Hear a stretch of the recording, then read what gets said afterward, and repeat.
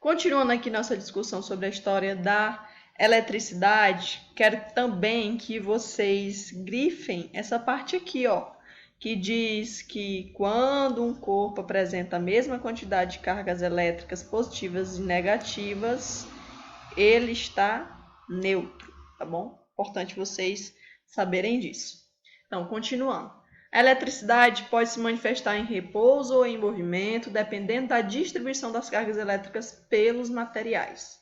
Quando as cargas elétricas se acumulam em um objeto, dizemos que ele apresenta eletricidade estática. Isso é bem verdade.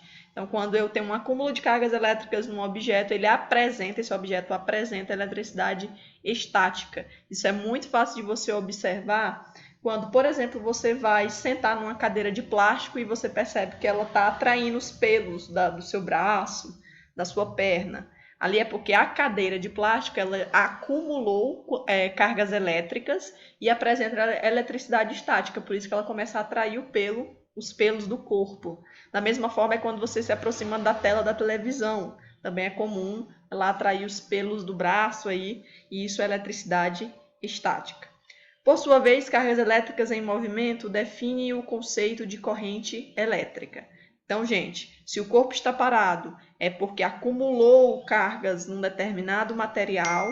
Essa eletricidade é chamada de eletricidade estática, porque ela está parada. É só um acúmulo de cargas elétricas. Se essas cargas elétricas estão em movimento, por exemplo, num fio, passando através de um fio elétrico, isso é uma corrente elétrica, certo? E corrente elétrica é energia em movimento. Então, tá aí, a eletricidade, portanto, pode se manifestar em repouso, na forma de eletricidade estática, ou em movimento, na forma de corrente elétrica, tá bom? Essas situações e os fenômenos a elas associados são objetos de estudo da física e serão explorados nas próximas unidades. Nós temos aqui um box na página 290, né? Para que serve? Você sabia que o processo de pintura dos carros não é feito do modo tradicional, com pincéis, mas com contribuições da eletrostática, uma parte do campo de estudo da eletricidade? Nesse processo é utilizada uma pistola de pintura, na qual há um compartimento para a tinta em pó. Antes de ser esguichado para fora da pistola, o pó é carregado eletricamente com cargas positivas ou negativas, e a superfície onde será aplicada é carregada eletricamente com cargas opostas às da tinta. Com isso, quando a tinta entra em contato com a superfície, ocorre a atração entre as cargas opostas da tinta e do automóvel, fazendo a tinta se fixar na superfície do automóvel. Depois desse processo, o material é levado a uma estufa para a pintura ganhar perfeita uniformidade. As principais vantagens são que a tinta é totalmente ecológica, pois não tem solventes e é de fácil aplicação e o resultado de aderência é incrível, certo? Então esse é o processo aí na pintura dos carros, aí utilizando eletricidade. Olha só que curioso. Então, gente, agora que a gente estudou essa parte da história da eletricidade, vocês devem responder aí a esse jogo rápido que está na página 292, tá? Aí eu vou continuar aqui falando sobre a invenção do para-raios, tá bom? Então tá aqui, ó, a invenção do para-raios. Acredita-se que o cientista, escritor, empresário e diplomata norte-americano Benjamin Franklin tenha sido responsável pela realização de um experimento marcante na história da humanidade, em junho de 1752. Todo mundo deve aí conhecer a história do Benjamin Franklin, né, com relação à eletricidade, né? Supostamente ele estaria lá empinando uma pipa, né? E um raio teria atingido a pipa e ele percebeu que a eletricidade dos raios podia ser, vamos dizer assim, conduzida através de algum dispositivo, né? E aí, a partir dessa observação, é que ele cria o para-raios. Mas vamos ver aqui, ó. Relatos descrevem que ele utilizou um fio de metal para empinar uma pipa de papel. papel. Então, ele utilizou um fio de metal. Como vocês devem saber, os metais são bons condutores de eletricidade. Tanto é que os fios elétricos são feitos de metal, né? Geralmente cobre ou um outro metal, uma outra liga metálica. Esse fio estava preso a uma chave, também de metal, manipulada por um fio de seda. A seda é um isolante elétrico, tá bom? Ao soltar o brinquedo, Franklin percebeu que pequenas faíscas eram emitidas pela chave, demonstrando assim que a eletricidade dos raios podia ser conduzida pelo dispositivo, tá bom? Aqui está a ilustração mostrando lá na página 292 como teria sido feito esse experimento do Benjamin Franklin. Aí diz, ó, apesar de o experimento ser descrito pelo próprio Franklin, não há relatos de que ele realmente o realizou. Alguns historiadores da ciência afirmam que tal experimento nunca foi realizado e que seria apenas uma versão da história. O fato é que esse experimento comprovou para a comunidade científica da época que o raio é uma corrente elétrica. Então, é um movimento das cargas elétricas, certo? De grande intensidade, certificando a relação entre esse fenômeno natural e a eletricidade. Então, a partir desse experimento descrito pelo Benjamin Franklin, tendo ele ocorrido ou não, é que os raios seriam fenômenos naturais elétricos, de natureza elétrica, tá? Outro experimento atribuído a Franklin foi a demonstração de que hastes de ferro ligadas à terra e posicionadas sobre edificações serviriam de condutores de descargas elétricas atmosféricas, de raios. Então, ele utilizou aí essa haste de metal, né? Nada mais é do que como se fosse uma vara de metal e fixada em cima de um prédio, né? Seria um condutor de raios, certo? Isso seria capaz de evitar que o raio atingisse a edificação, atingisse o próprio prédio e causasse danos à estrutura do prédio. Então, a partir daí surge o para-raios, né? Com esse experimento, Franklin teria inventado o que conhecemos hoje como para-raios. Um ano depois, o primeiro para-raios foi instalado na Europa. Então tá aí, esses dois experimentos, essas duas descobertas são atribuídas ao Benjamin Franklin, tá bom? Temos aqui a invenção da lâmpada elétrica.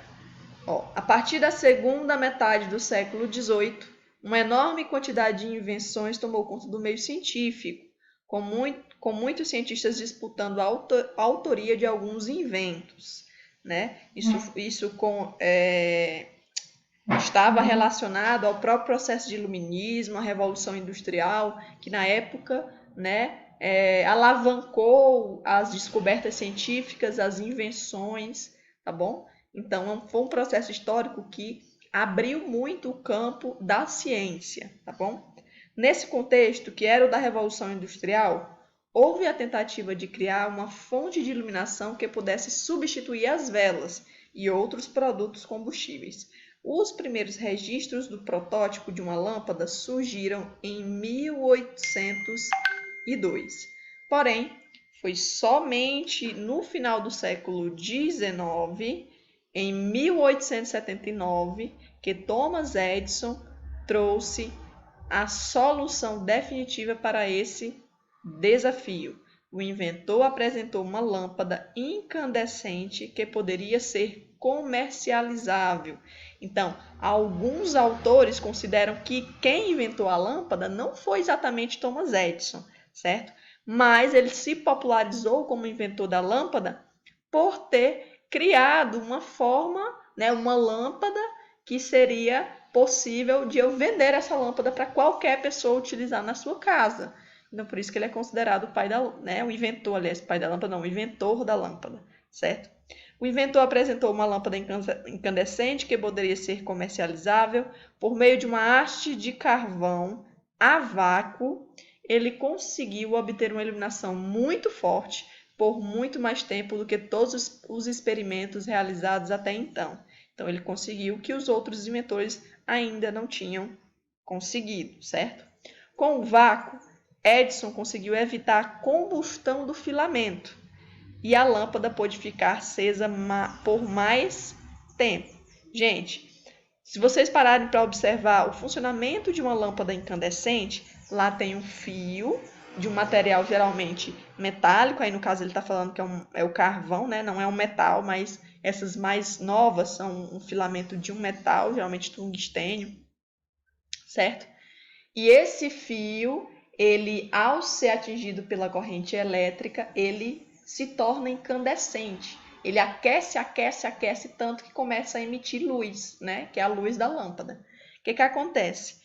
No caso, como ele é aquecido, ele pode literalmente pegar fogo, certo? Como ele é aquecido a elevadas temperaturas, ele pode pegar fogo, o material, certo? No caso, o carvão ou os metais que nós estamos falando.